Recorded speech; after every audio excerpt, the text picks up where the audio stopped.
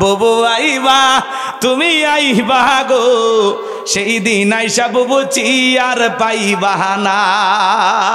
নেতা কর্মী সব জেলের ভিতর, আমি আসি ডরের ওপর, কখন জানি আসে গ্রেপ্তারি পরোয়ানা। বুবু আইবা তুমি আইবা গো, সেই দিন আইসা বুবু চিয়ার পাইবা না। আইবা তুমি আইবা গো, সেই দিন আইসা বুবু চিয়ার পাইবা না। খোঁজ নাই বহু কাদের কাকার, অবস্থা খারাপ দরবেশ বাবার, হাউন আঙ্কেল এখন সামনেও আসে না। ক্ষমতার চেয়ার থেকে নামা সহজ, কিন্তু এই চেয়ারে ওঠা কঠিন, কথা বলে ঠিক না? আর আগামীতে আমরা সিদ্ধান্ত নিতে চাই, এই দেশে যেই দলেরই হোক পুরুষ প্রধানমন্ত্রী চাই। পুরুষ চান কারা কারা একটু হাত তুলে দেখান তো। লিল্লাহি তাকবীর, হাত নামান। সেনা প্রধানকে বলতে চাই, আপনি যে চমৎকার বক্তব্য দিয়েছেন যে আগামী ডিসেম্বরের মধ্যে এই দেশে একটা সুন্দর নির্বাচন চান, উনি বলতেছেন এই দেশের মানুষের ভাগ্যে কাজ করার জন্য, এ দেশে শান্তি প্রতিষ্ঠিত করার জন্য অতি দ্রুত একটি নির্বাচন দিয়ে আমরা সেনানিবাসে ফিরে যেতে চাই।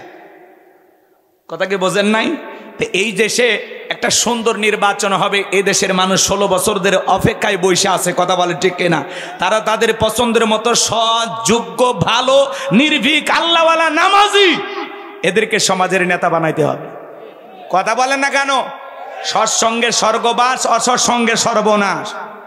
ওই দুর্নীতিবাজদেরকে দেখতে চাই না।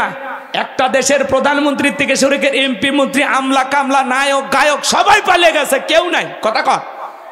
আমরা বারবার বললাম ম্যাডাম পদত্যাগ করেন, আল্লাহ বলে কিসের পদত্যাগ? এরা যে অন্যায় অপরাধ করেছে, শুধু পদত্যাগ না, আমি আল্লাহ এদেরকে দেশ ত্যাগ করতে বাধ্য করব। কথা বলেন ঠিক কি না? ইন্না বাতশা রাব্বিকা লাশাদীদ, আল্লাহর পাকড়াও বড় কঠিন। আল্লাহ ধরে ধরে না, যেদিন ধরবে মামু বাড়ি দিল্লি গিয়ে পড়বে। কথা কন ঠিক কি না? আজ কয়েক মাস হয়ে গেল পাগলিটা চলে গেছে। মাঝে মাঝে ফোন দেয়, আমাদের খবর নেই, বলে দেশের কাছে এসে চট করে ঢুকবো। ঢুকবেনই তো বের হলেন কেন? আর যদি ঢুকতেই মনে চায় বলার দরকার নাই, যাওয়ার আগে বলে যাননি, আসার আগেও বলার কোনো দরকার নাই। যেদিক দিয়ে মন চায় আপনি এই দেশে আসবেন। কথা বলে না কেন? আসিফ ভুইয়া নাম শোনেননি আপনারা? সে একজন উপদেষ্টা, তরুণ। কয়েকদিন আগে দেখলেন রাতের বেলা ঢাকাতে একটা দুর্ঘটনা ঘটেছে। 200 ভরি স্বর্ণ ব্যবসায়ী নিয়ে যাচ্ছে, সেই ব্যবসায়ীকে 4টি গুলি করে তার বাসার সামনে থেকে দুর্বৃত্তরা এ স্বর্ণ ছিনতাই করে নিয়ে চলে গেছে। কথা বলে না কেন? বিভিন্ন জায়গায় চলন্ত বাস থেমে ডাকাতি চলতেছে। এই দেশে একটি অশান্তি সৃষ্টি করার জন্য, এদেশের মানুষের ভিতরে আতঙ্ক সৃষ্টি করার জন্য এক শ্রেণীর মানুষ পরিকল্পিতভাবে এই কাজগুলো করতেছে। এদেশে আসলে এলে মূলত চোর ডাকাত না, এরা সমাজের টোকাই। ওই যে বড় বড় নেতারা টোকাই পালে না, এখন ফোন দিয়ে বলছে একটু টোকাইবাজি কর, একটু চুরি কর, একটু ডাকাতি কর, একটু ধর্ষণ কর। এগুলো সব হলো ওই সমস্ত দুর্নীতিবাজ নেতাদের চাল। ওরা পরিকল্পিতভাবে বাংলাদেশটাকে অশান্ত করার জন্য এই কাজগুলো করতেছে। কথা বলে ঠিক না? এই জন্য এই চোর, টোকাই, দুর্নীতিবাজ, ধর্ষক, চাঁদাবাজ এদেরকে খবরদার, খাদ্যে ভেজাল দিবে না। বিশ্বনবী মদিনার বাজারে গেলেন, বিশাল খেজুরের স্তূপ। আল্লাহ রসুল খেজুর স্তূপের ভিতর দিয়ে হাত ঢুকায় দিলেন, ভিতর থেকে বের করলেন সব ভিজে খেজুর। আল্লাহ রসুল তখন ডেকে বলেন, সাহাবী এটা কি করলা? সাহাবী ডেকে বলেন, হুজুর আজকে মদিনার আকাশে বৃষ্টি হয়েছে। আল্লাহ রসুল বলেন, না আজকে তো বৃষ্টি হয়নি, মিথ্যা কথা কেন বলছো? ভালো করে বোঝার চেষ্টা করবেন। আল্লাহ রসুল বলেছেন খাদ্যে ভেজাল দেয়া যাবে, মাংগসা ফালাইসা মিন্নি, যারা আমার উম্মতের সাথে প্রতারণা করে, আমার উম্মতকে ধোঁকা দেয়, সে আমার দলভুক্ত নয়। বাজারে দেখবেন সিন্ডিকেট তৈরি হয়ে যায়। গত বছরে তো শুনছিলেন যে খেজুর বাদ দিয়ে আপনারা বড়ই খান। এই বছরে তো আর মন্ত্রী নাই, এমপি নাই, যারা আছে তারা যে কি খাওয়ার কথা বলবে আমরা জানি না। তবে আশা করি এতটা সংকট তৈরি হবে না, ইনশাল্লাহ। ইনশাল্লাহ বলেন। সামনে যেহেতু রমজান আসতেছে, হাতছানি যে ডাকতেছে, আর মাত্র 2-3 দিন, এরপরে মুমিনের সবচাইতে দামি মাস, ইবাদতের মৌসুমের মাস, সিয়াম সাধনার একটি মাস রমাদান শুরু হয়ে যাবে। কথা বলে ঠিক কি না? আল্লাহ রাব্বুল আলামিন বলেন, ইয়া আইয়ুহাল্লাযীনা আমানু কুতিবা আলাইকুমুস সিয়ামু কামা কুতিবা আলাল্লাযীনা মিন ক্বাবলিকুম লাআল্লাকুম তাত্তাকুন।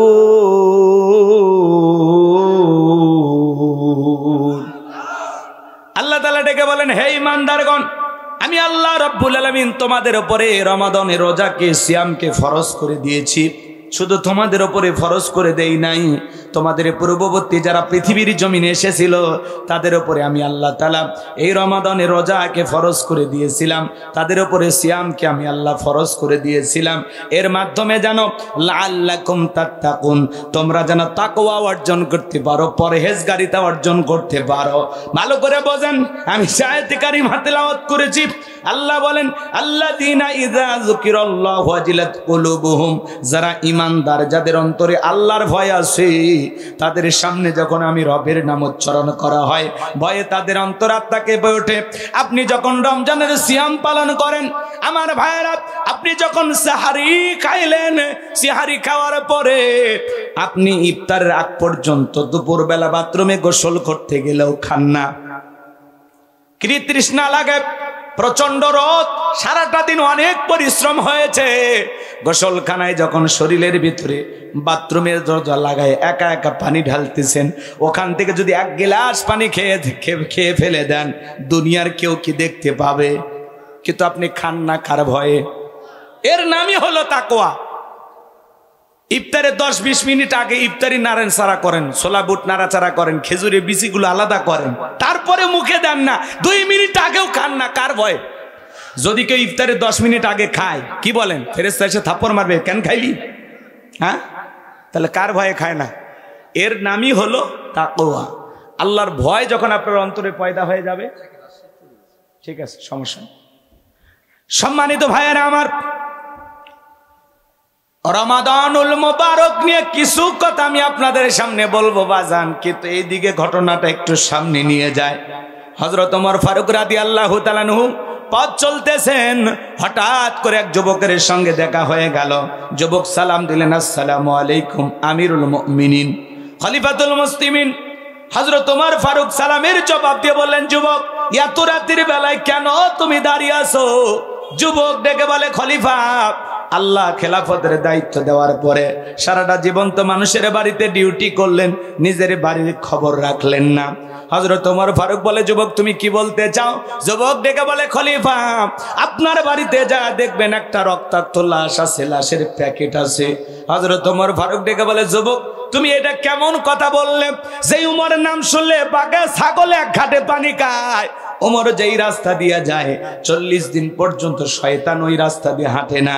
আর আমি ওমর রানিং খলিফা থাকা অবস্থায় আমার রাজ্যের ভিতরে একটা শিশুকে হত্যা করা হয়েছে, তুমি কি বলতে চাও?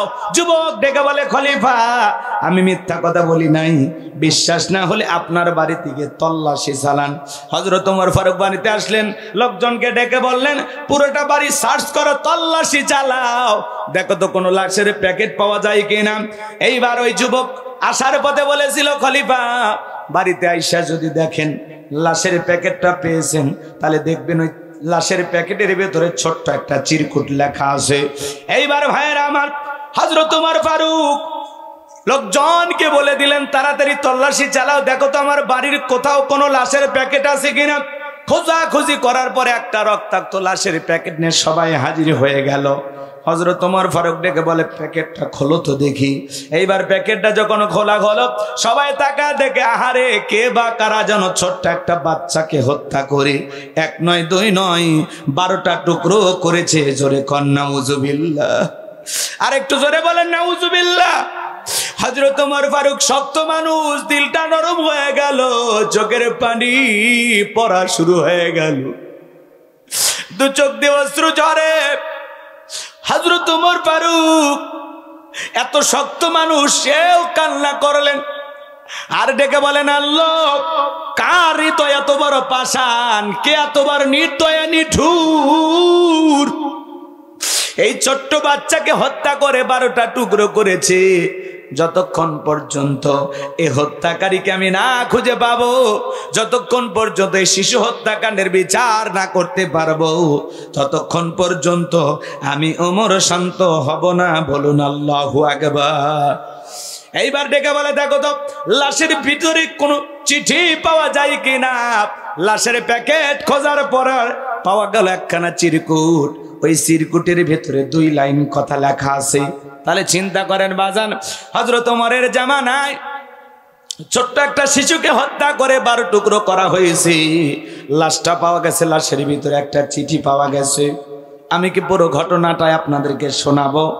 কারা কারা শুনবেন একটু 2 হাত তুলে দেখান। লিল্লাহি তাকবীর, লিল্লাহি তাকবীর। আজকে সমাজে অলিতে গলিতে হত্যাকাণ্ডের ঘটনা ঘটে, কিন্তু বাজান বিচার পাওয়া যায় না।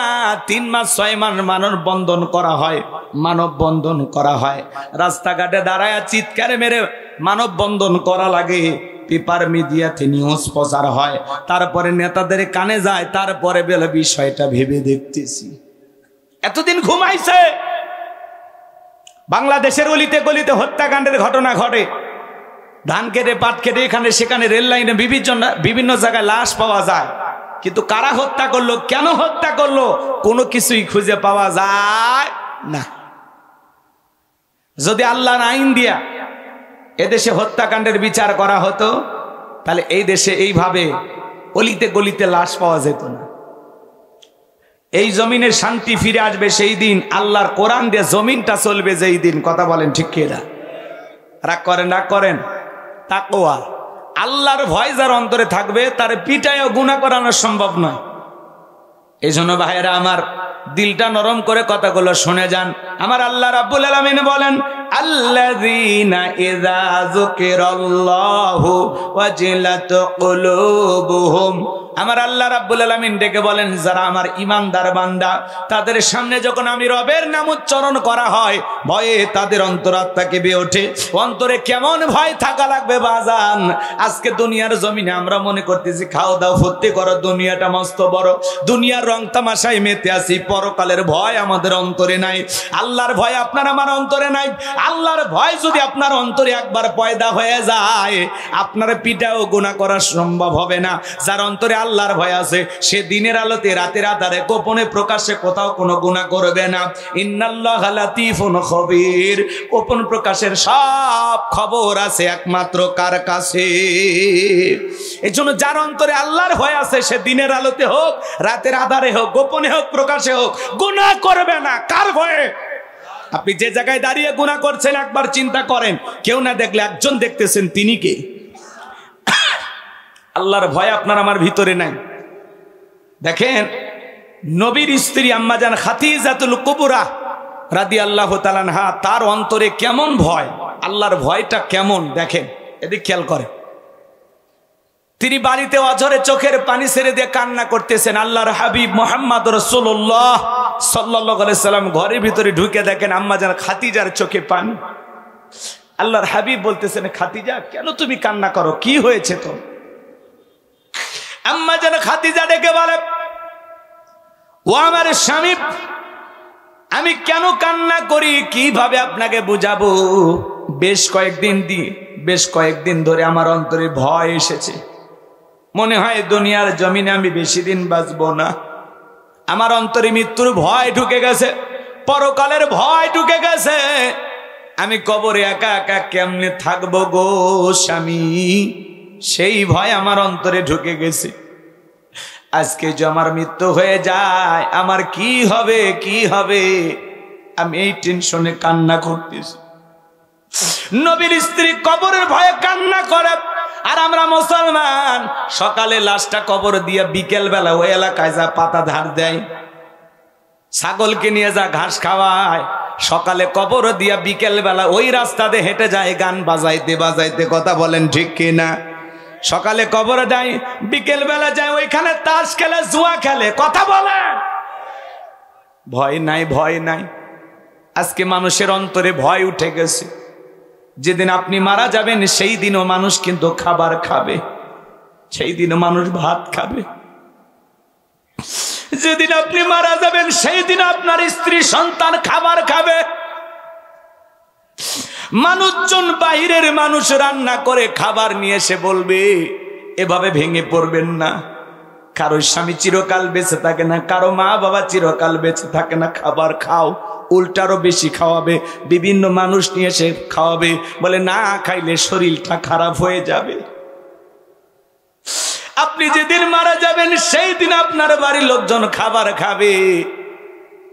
এ যুবক, আল্লাহর ভয় অন্তরে ঢোকাও।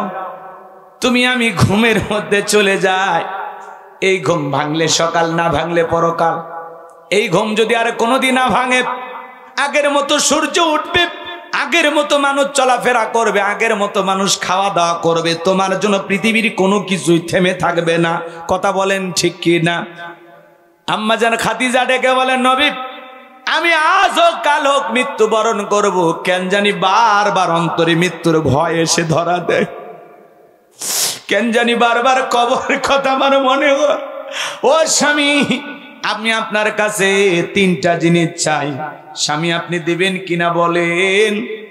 নবী আমার ডেকে বলে, খাদিজা মক্কা নগরীতে যখন মানুষ আমাকে খুব বেশি মূল্যায়ন করত, কিন্তু ইয়েতিম বলে যখন অনেকে অবজ্ঞা অবহেলা করেছিল, ও খাদিজা তুমি একটা বিশিষ্ট ব্যবসায়ী হওয়ার পরে, এত সম্ভ্রান্ত ভদ্র ফ্যামিলির মানুষ তুমি, ও খাদিজা আমি এতিম আব্দুল্লাহর বেটা মোহাম্মদকে তুমি ভালোবাসছো, তোমার স্বামী বানাইছো, তোমার ধন দৌলত যা ছিল সব আমারে দিয়েছো, সারাটা জীবন কোনোদিন কোনো কিছু আমার কাছে চাও নাই, আজকে তুমি আমার কাছে 3টা জিনিস চাইতেছো। কথা দিলাম খাদিজা যতটুকু আমার সাধ্য আছে সবটুকু দিয়ে আমি তোমার চাওয়াগুলো পূরণ করে দেব। আম্মা জান খাদিজা বলে, ও নবী আমি দুনিয়ার কোনো পার্থিব সম্পদ আপনার কাছে চাবো না, আমি আপনার কাছে সেই 3টা জিনিস চাইবো। আমি যেদিন মারা যাব, আপনি যেই জুব্বা নিয়ে মেরাজ করতে গেছিলেন নবী গো, ওই জুব্বাটা দিয়ে আমার কাফনের কাপড় বানাইয়া দিবেন। ও নবী আমি যখন মারা যাব, আপনি নিজে জানাজার নামাজের ইমামতি করবেন, লাশটা কবরে রাখার আগে আপনি কবরে গড়াগড়ি দিবেন। 3 নাম্বার, যতক্ষণ পর্যন্ত কবরের সলজব না হবে নবী গো, ততক্ষণ পর্যন্ত আপনি আমার কবর থেকে সরবেন না। আম্মা জান খাদিজাতুল কুবরা এমন একজন ভাগ্যবতী রমণী, যেই নারীকে আল্লাহ তাআলা নিজে সালাম পাঠিয়েছেন। জিবরাইল একদিন আসলেন, এসে ডেকে বলে, নবী গো খাদিজাতুল কুবরা রাদিয়াল্লাহু তাআলা আনহাকে আমার আল্লাহ সালাম পাঠিয়েছেন। খাদিজা এই কথা শোনার পরে অজরে চোখের পানি ছেড়ে দিয়ে কান্না করলেন। নবী আমার ডেকে বলে, খাদিজা এত কান্না কেন করো? বলে, আমার মতো সামান্য একজন বান্দিকে আসমানের মালিক আল্লাহ সালাম পাঠিয়েছে, আল্লাহর সালামের জবাব কিভাবে দিতে হয় আমি জানি না। নবী গো আপনি আমার পক্ষ হয়ে আমার আল্লাহর সালামের জবাব দিয়ে দেন। চিৎকার মেরে বলুন সুবহানাল্লাহ। সেই আম্মা জান খাদিজা কবরের ভয়ে কান্নাকাটি করতেছেন বাজার। তাহলে আপনার আমার অন্তরেও কবরের ভয় থাকার দরকার আছে না নাই? পরকাল জীবনের ভয় থাকার দরকার আছে না নাই? বাল তুসিরুনাল হায়াতাদ দুনিয়া ওয়াল আখিরাতু খায়রু ওয়া আবকা। তোমরা দুনিয়ার জীবনকে প্রাধান্য দিচ্ছ, অথচ আখিরাতের জিন্দেগি হলো চিরস্থায়ী।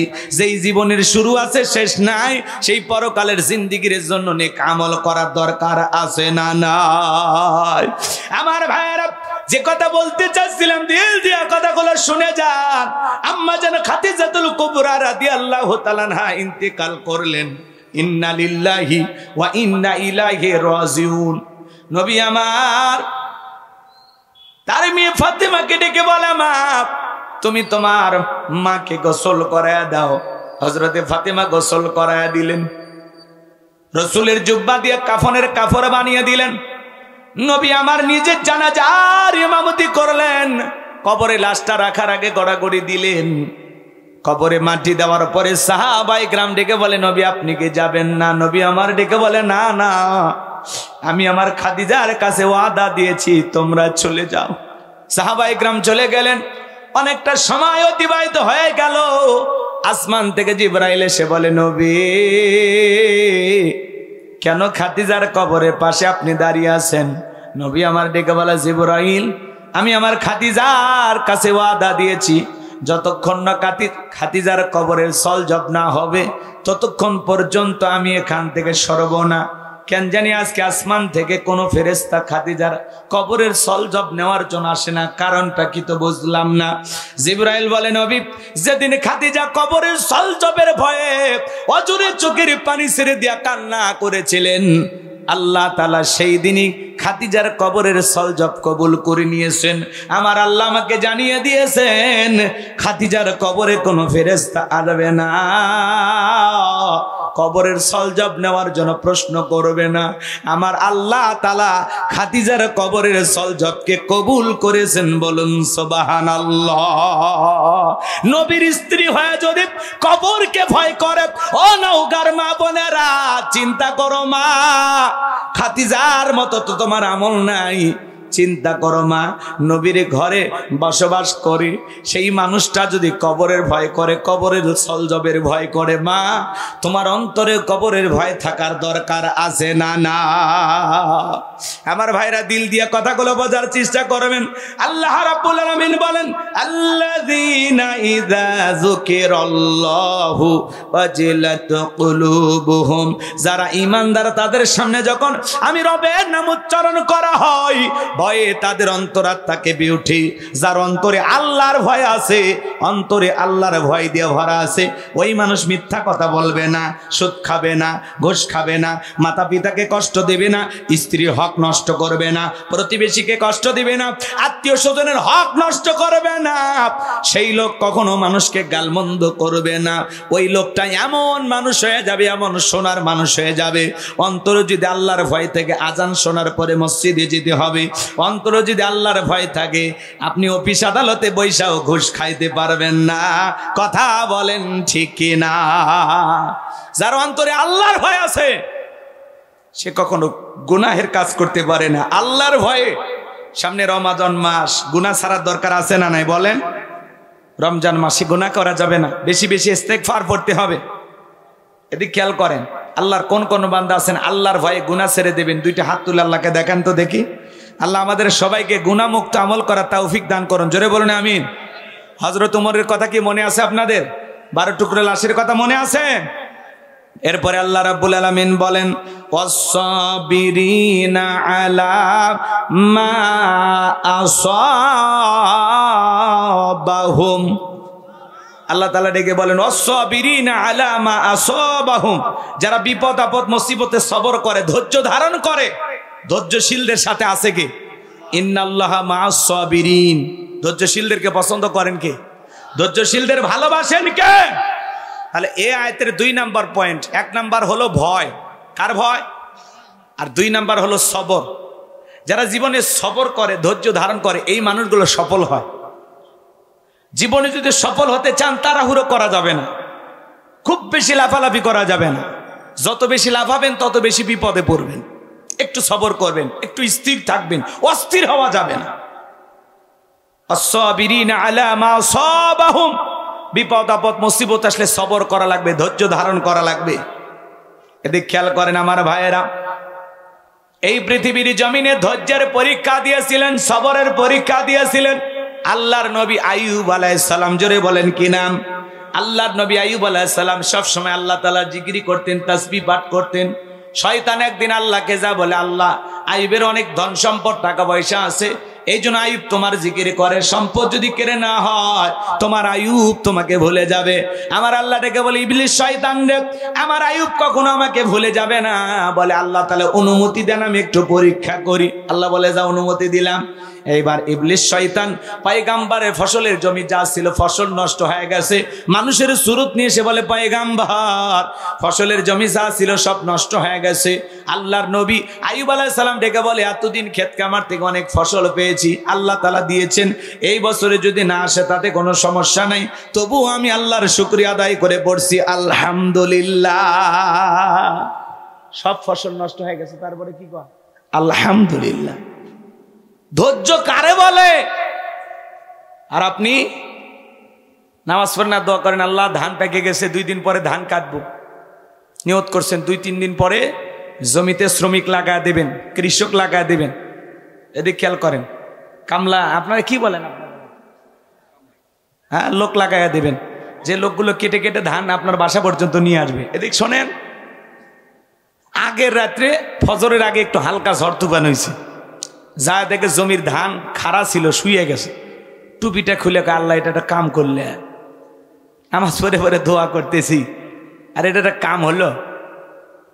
হালকা একটু শিলাবৃষ্টি হয়, হালকা একটু পাথর পড়িয়া জমির একটু ধান ঝরিয়া গেছে। আপনি শোনেন, আজ থেকে আমাদের বাপদাদা পূর্বপুরুষ যারা ছিল, তারা যখন এই 1 বিঘা জমিতে ধান ফলাইতো, আউশ ধান বিঘা প্রতি হয়তো কত, হ্যাঁ 4 মণ 5 মণ, সর্বোচ্চ 7-8 মণ, তাই না বা? এখন ওই জমিতে আমরা ধান পাচ্ছি 25 মণ 30 মণ, এমনও হচ্ছে 40 মণ। কথা কন ঠিক কি না? তার মানে এই যে আপনার 5 মণ 7 মণ থেকে 40 মণে কে নিয়ে গেছে? কথা বলেন, কথা বলেন, কে দিচ্ছে ভাই? তো আপনার জমির থেকে 30 মণ পাওয়ার কথা, ধরেন 30 মণ, ঝড়ে 2 মণ পড়ে গেছে, 28 মণ পাইছেন। আল্লাহ চাইলে পরের বছর ওই জমিতে 32 মণ দিতে পারে কিনা? সেই ক্ষমতা আল্লাহর আছে না নাই?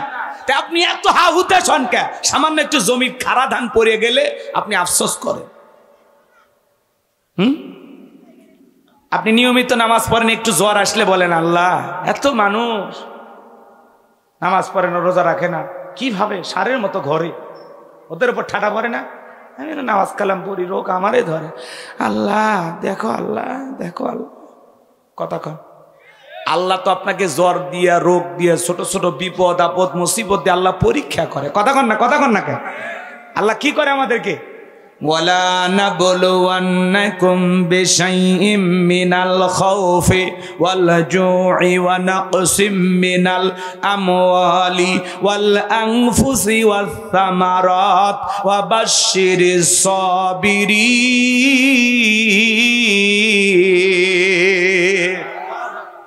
আল্লাহ তাআলা বলেন আমি তোমাদেরকে পরীক্ষা করব। আল্লাহ পরীক্ষা করবেন কিসের দ্বারা জানেন? ভয়ের দ্বারা। ভয়ের দ্বারা পরীক্ষা করবে। ফসলের ক্ষতি, সন্তানাদির ক্ষতি, ব্যবসা বাণিজ্যের ক্ষতি, অনেক ক্ষতি দিয়ে আল্লাহ পরীক্ষা করবে।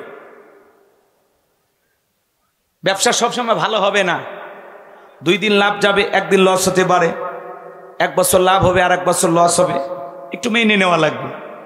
ফসলের ক্ষতি, সন্তানাদির ক্ষতি, আল্লাহ সন্তান দিয়ে কেড়ে নিতে পারে, আবার না দিয়ে আল্লাহ পরীক্ষা করতে পারে। কথা কন, কথা বলেন, আমরা অস্থির হয়ে যাই। আল্লাহ স্পষ্ট বলতেছেন আমি তোমাদেরকে পরীক্ষা করব ভয়ের দ্বারা, ফসলের ক্ষতির দ্বারা, জানমালের ক্ষতির দ্বারা, সন্তানাদির ক্ষতির দ্বারা। আল্লাহ দিয়ে একটু কেড়ে নেবেন, দেখি তো বান্দা কি করে। যদি সবর করেন, ধৈর্য ধারণ করেন, আল্লাহ বলে তাদের জন্য সুসংবাদ, যা হারাইছেন তার দ্বিগুণ আল্লাহ ফেরত দেবে যদি শ্রদ্ধশীল হতে পারেন। সুবহানাল্লাহ কন। এদিকে খেয়াল করে শোনেন বাজান, এইবার যে কথা বলতে চাচ্ছিলাম, আইয়ুব আলাইহিস সালামের উটদুম্বা যা ছিল বাজান সব মইরা গেছে, একটাও বাইছে নাই। রাকালে সুরত নিয়ে যা বলে পয়গাম্বার, উটদুম্বা ছাগল যা ছিল সব মারা গেছে, একটাও বাইছে নাই। আইয়ুব আলাইহিস সালাম ডেকে বলে এতদিন আল্লাহ তাআলা এগুলো থেকে আমাকে অনেক উপকার দিয়েছে, এগুলোর দ্বারা আমি অনেক উপকৃত হয়েছি, আল্লাহ তাআলা নিয়েছেন, এতে কোনো আফসোস নাই। আমি আল্লাহর শুকরিয়া আদায় করে পড়তেছি আলহামদুলিল্লাহ। আর আমার সমাজের মানুষেরা একটা মুরগি মরে গেলে 3 দিন শোক পালন করে। মুরগিটা মরল কে? কথা কয় না ভাই। আমার এলাকার এক লোকের গরুর বাছুর মারা গেছে, গাভীর কি মারা গেছে, বাছুর কোন জায়গা তুলে হাঁটে যাচ্ছে আমি আর বললাম না, ওটা বুঝে নেন। তো খালি জিজ্ঞাসা হলো চাচা কি হয়েছে, সমস্যা কি? সেই কথা কয় না, আল্লাহর চোখ নাই, জোরে কন নাউজুবিল্লাহ, একটু জোরে বলেন নাউজুবিল্লাহ। দেখবেন মানুষ একটু 19-20 হয়ে গেলে আল্লাহরে গালি দেয়, যেদিন উনি একটু ধান সিদ্ধ করেছে ওই দিন যদি আসমানে সূর্য না ওঠে, বলে এই যে আজকে আমি ধান সিদ্ধ করেছি, মরার আল্লাহর ঠাডা পড়ছে। কথা কন না ভাই, এরকম বলে কিনা? তাহলে আপনার ভিতরে ধৈর্য আছে? সূর্য কোন দিন উঠবে কোন দিন উঠবে না এটা আল্লাহ ভালো জানে, এটা আপনার নিয়ন্ত্রণের ক্ষমতা আছে। আপনার ধান সিদ্ধ হয়েছে ওই জন্য আল্লাহ রাগ করে সূর্য দেয়নি। এই হলো আমাদের ইমানের অবস্থা। একটু 19-20 হয়ে গেলে আল্লাহ পর্যন্ত গালি দিয়ে দেয়, আল্লাহকে পর্যন্ত গালি দিয়ে দেয়। কথা বলে ঠিক না আমার ভাইয়েরা? দিল দিয়া কথাগুলো বোঝার চেষ্টা করবেন। আমি বললাম চাচা, আল্লাহ ছোট একটা বাছুর মাইরা পরীক্ষা করে দেখতেছে তোমাদেরকে। ছোটখাটো বিপদ মুসিবত দিয়ে আল্লাহ পরীক্ষা করে। বলে আল্লাহ বাছুর না মারে আমাক মারলো না কে?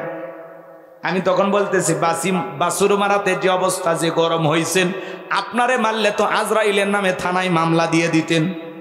কথা কন, কথা কন। এরকম হওয়া যাবে না বাজান। ছোটখাটো ক্ষতি হতে পারে। আপনি হয়তো বা গরুর একটা ফার্ম দিয়েছেন, সেখান থেকে একটা 2 লাখ 3 লাখ টাকার গরু একটা মারা গেছে, কি করবেন?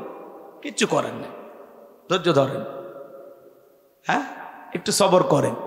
এই জন্য হাঁস মুরগি মারা গেলে আফসোস করবেন কেন?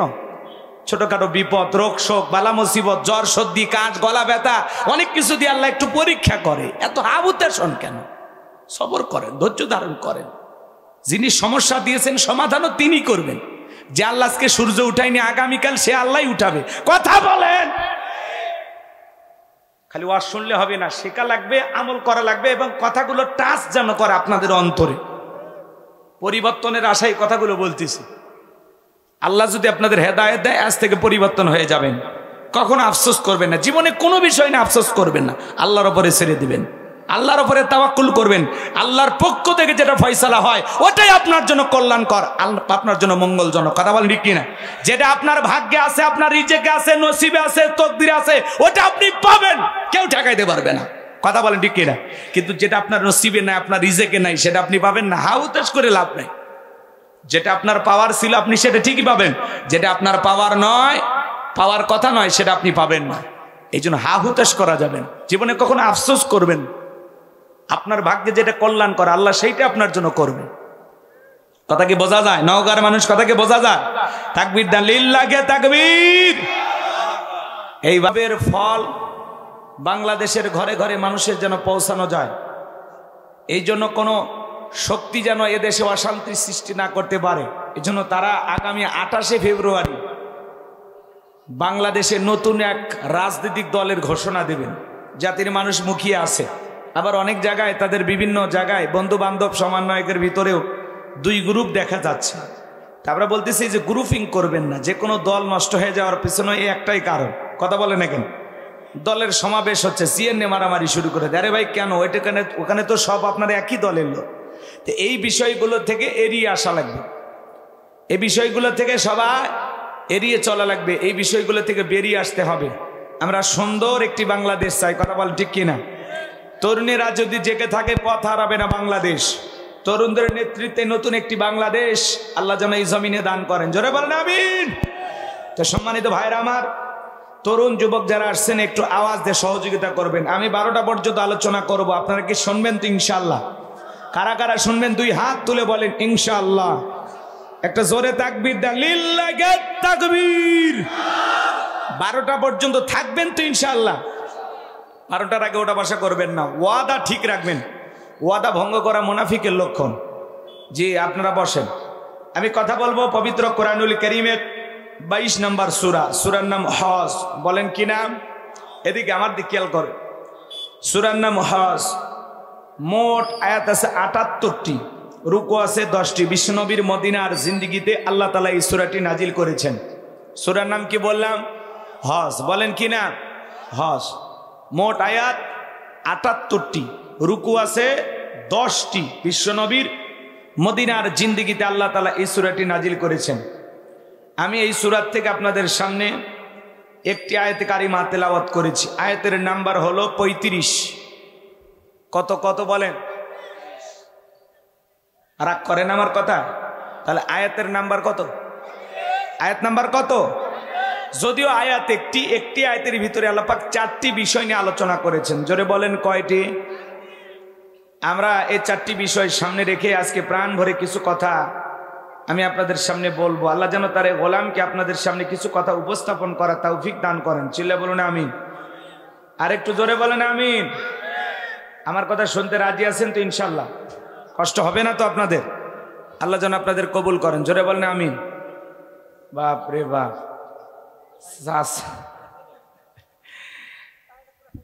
আচ্ছা ঠিক আছে, নিয়ে আসছেন ভালো, এই করে জগ সহ নিয়ে আসছেন,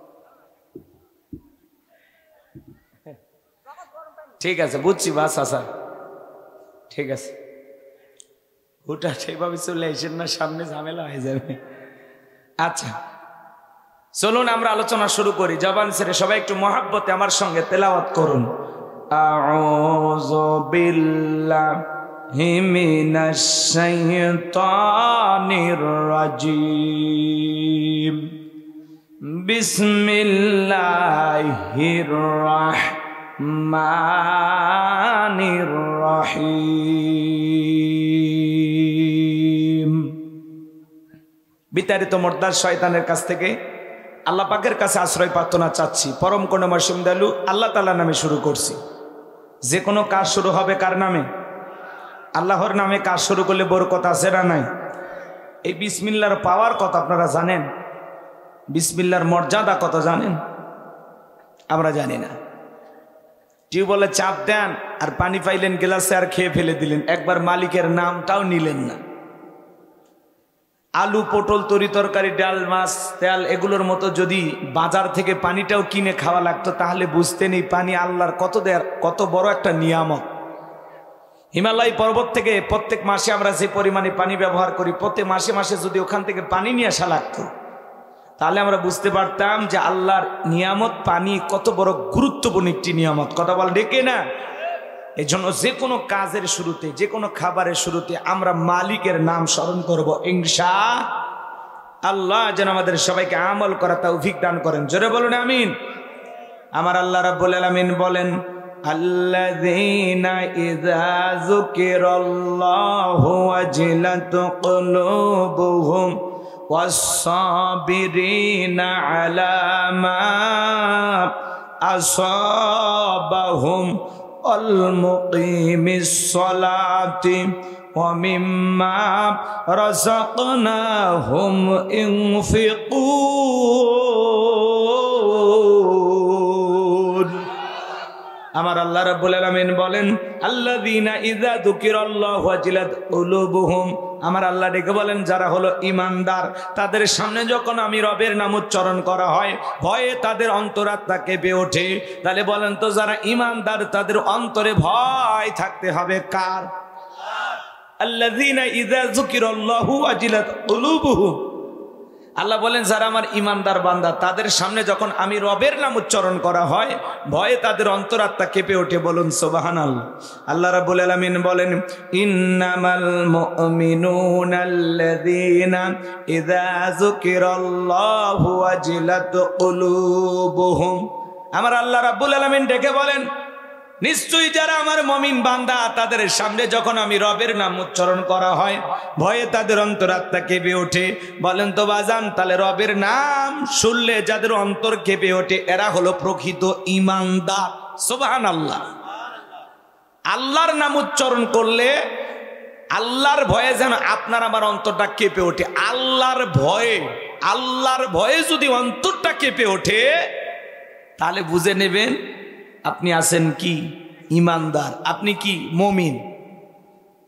এদিকে খেয়াল করেন, আপনি আমি যে ঈমানদার পরীক্ষা করার মাপকাঠি আসে না, এদিকে খেয়াল করেন। হাদিস শরীফের ভিতরে আসছে, নেক আমল করার পরে আপনার অন্তর যদি খুশি হয়ে যায়, ভালো কাজ করার পরে দিলটা যদি উৎফুল্ল হয়ে যায়, মনটা যদি খুশি হয়ে যায়, তাহলে বুঝে নেবেন আপনার ভিতরে ঈমান আছে। সুবহানাল্লাহ কোন?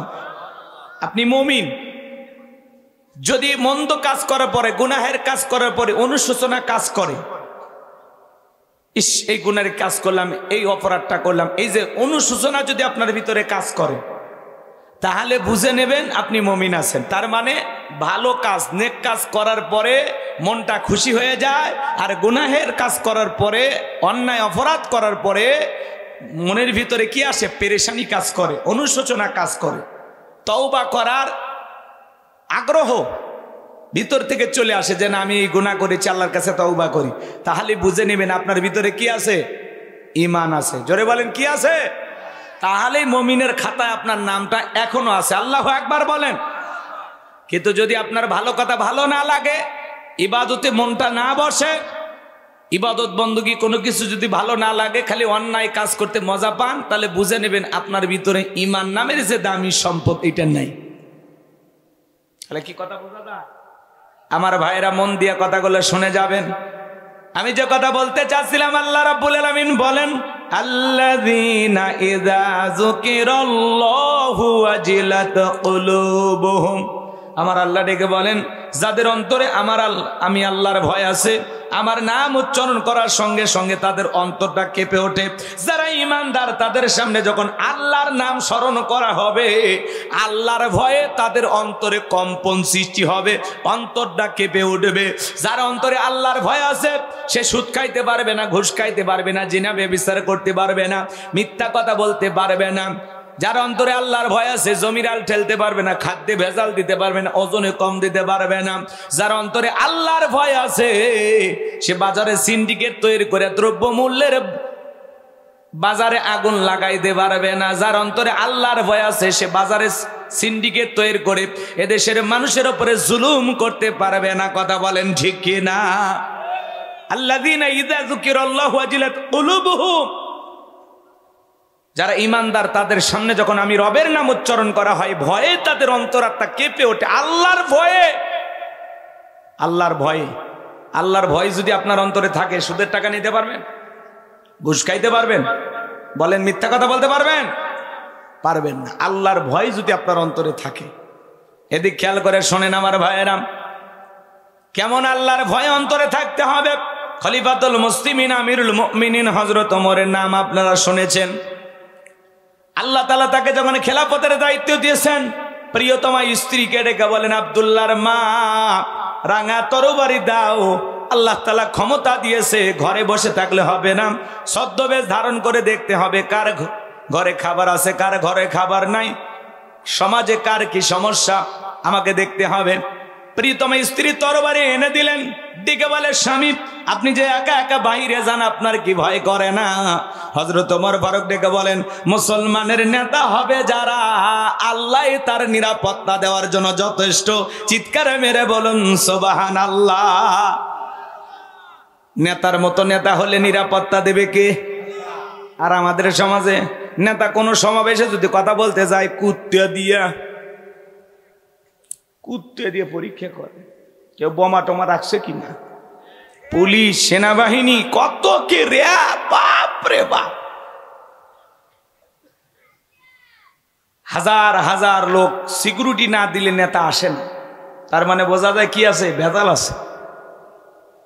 খালি আসবেন, জনগণের সাথে মিশবেন, তাহলে বোঝা যাবে আপনি ভালো মানুষ।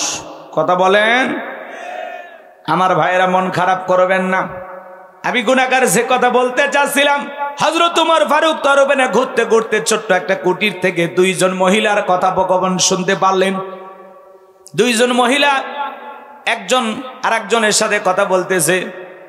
ওই বাড়ির যে মহিলা তার মেয়েকে ডেকে বলে মা আজকে কি পরিমাণে দুধ দহন করেছো? মেয়েটা ডেকে বলে মা পরিমাণে আজকে দুধ একটু কম হয়েছে। মহিলা ডেকে বলে মিয়া আমার দুধের ভেতরে একটু পানি মিশায়া দাও। মেয়েটা ডেকে বলে মা তুমি কি জানো না বিশ্ব নবীজি খাদ্যে ভেজাল দিতে নিষেধ করেছেন? আমাদের রাষ্ট্রের খলিফাতুল মুসলিমিন আমিরুল মুমিনিন হযরত ওমর দুধে পানি মিশানো নিষেধ করেছেন। মা এই কাজ করা যাবে না, পরিমাণে কম হতে পারে কিন্তু খবরদার মা পানি মিশানো যাবে না। এমন আওয়াজ শোনার পরে হযরত ওমর ফারুক রাদিয়াল্লাহু তাআলা দেরি করলেন না, দৌড়ে বাড়িতে চলে গেলেন। যাই বলে আব্দুল্লাহর মা ছেলের বউ পাওয়া গেছে, ছেলের বিয়ে করাইবা নাকি? বলেন তো ছেলের বউটা চয়েস করলো কি দেখা? তাকওয়া দেখা। জোরে বলেন কি দেখা? তাকওয়া তাকওয়া তাকওয়া মানে কার ভয়? আল্লাহর ভয়। এদিকে এদিকে খেয়াল করে, যেই মেয়েটা রাতের আধারে আল্লাহর ভয়ে দুধের ভিতরে পানি মিশায় না, তাহলে এই মেয়েটার অন্তরে কতটা ভয় আপনি চিন্তা করতে পারেন? এই জন্য তাকওয়া বা নেককার আবেদা সালেহা মমেনা এরকম আল্লাহর প্রিয় বান্দি দেখে ছেলের বউ বানাইতে হবে। যে মেয়েটা নামাজ পড়ে, পর্দা করে, আল্লাহর হুকুম মাইনা চলে। আর আপনি কি করেন? নওগাঁয় বসে থাকেন, একটা মেয়ে অটোতে চড়ে যাচ্ছে, বাতাসে চুল দুলতেছে, ওইরকম দেখে বলতেছেন কার মেয়ে? মেয়েটা দেখতে তো সুন্দরী, এরই ছেলের বউ বানাবো।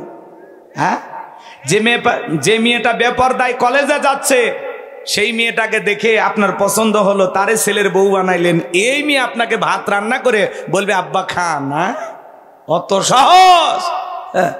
অত সহজ না। নেককার নামাজি আল্লাহওয়ালা এরকম পর্দা করে এইরকম একটা মেয়ে ছেলের বউ যদি বানাইতে পারেন, যে মেয়ে জবান দিয়ে কোরআন তেলাওয়াত করবে, ওই মেয়ে জবান দিয়ে কখনো শ্বশুর শাশুড়িকে গালি দেবে না। কথা বলে ঠিক কিনা? নেককার দরকার, আল্লাহওয়ালা দরকার, হাফেজা আলেমা দরকার। তাহলে আপনার ছেলেও ভালো থাকবে, আপনার পুরো পরিবারকে সে দেখে রাখবে। কথা বলেন, কথা বলেন। আর আপনি যেমন তেমন বউ চয়েস করে নিয়ে আসেন। অনেক বাবা আছে যৌতুকের টাকা পাইলে ছেলের বউ দেখতে অসুন্দর হইলে সমস্যা নাই, টাকা দিছে ওইটা দিয়ে সুন্দর হয়ে গেছে। কথা কয় না, কথা কয় না, আছে না? নাই। মন খারাপ করবেন না আমার ভাইয়েরাম, আমি গুনাহগার যে কথা বলতে চাচ্ছিলাম।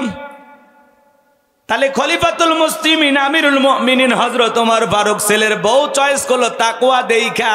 আপনাকে আমাকেও ছেলের বউ চয়েস করতে হবে তাকওয়া দেইখা, যার অন্তরে আল্লাহর ভয় আছে। যেই মেয়ে আল্লাহর ভয়ে রাতের বেলায় দুধের ভিতরে পানি মিশাইতে পারে না, এমন নেককার মেয়ে যদি কারো পরিবারে ছেলের বউ হয়ে আসে, এই মেয়েগুলো কখনো শ্বশুর শাশুড়ির সাথে চোখ রাঙানি দেখা যাবে না, বাজে কথা বলবেন না, কখনো শ্বশুর শাশুড়িকে কষ্ট দেবে না। কথা বলেন ঠিক কিনা? তাহলে দুধে পানি মেশানো যাবে। আমার এলাকায় বহুদিন আগের কথা বাজান, বালতি ভৈরে ভৈরে মানুষ বাজারে দুধ বিক্রি করার জন্য আনতো। ভিতরে ট্যাংরা মাছ ঘুরতেছে, ট্যাংরা মাছ, ছোটটা বোঝেনি, একেবারে ছোট। আচ্ছা বলেন তো, গাভীর বাঁধ দিয়ে কখনো ট্যাংরা মাছ বের হওয়ার পারে? হ্যাঁ, তার মানে কি বোঝা যাচ্ছে? খাল বিলের পানি মিশাইছে। কথা কন ঠিক কিনা? এরকম অনেক মানুষ আছে। বগুড়া শহরে এক দুধ ব্যবসায়ীর সাথে দেখা হয়ে গেল, লোকটা খুব চালাক। আমাকে বলতেছে, হুজুর বাসা বাড়িতে আমি বিভিন্ন জায়গায় দুধ বিক্রি করি, তো মানুষ গেলে কয় ভাই দুধে পানি মিশাইছেন। আমি তখন বলি না, আমি দুধে পানি মিশাই না, আমি আপডেট হয়ে গেছি হুজুর। কেমন? আমি এক বালতির ভিতরে পানি রাখি, পানি রেখে এর ভিতরে দুধটা ঢাইলে দিই। কথাকে বোঝেননি? তার মানে পানির ভিতরে আমি দুধ মিশাই, আমি দুধের ভিতরে পানি মিশাই না। কি শিয়ানা চিন্তা করছে। তো যারা সিটারি বাটপারি করে এরা কিন্তু বোঝে। একে জমির আল কাটিয়ে ফুলসিরাত বানাইছে। যদি বললেন ভাই এত কাটলেন, আরে খালি ঘাসের মাথা কাটছে, খালি ঘাসের মাথা কাটছে। কথা কয় না কে? আপনি ঠেইলে জমি 1 বিঘাতে বাড়াইলেন, কিয়ামতের ময়দানে 7 তবক জমিন আল্লাহ গলাতে বেরি বানায় ঝোলায় দিবে। তো লাগে কত? নে 3 বার হজ করে আসে, ত্রিপল হাজি, এরপরে যা জমির আল কাটে, এমন কায়দায় কাটে। তাহলে এই জায়গায় যদি আল কেটে জমি বাড়াবার চায়, তো কি হজ করে আসছে আল্লাহ ভালো জানে। কথা কন, এরকম হাজি আপনাদের এলাকায় নাই।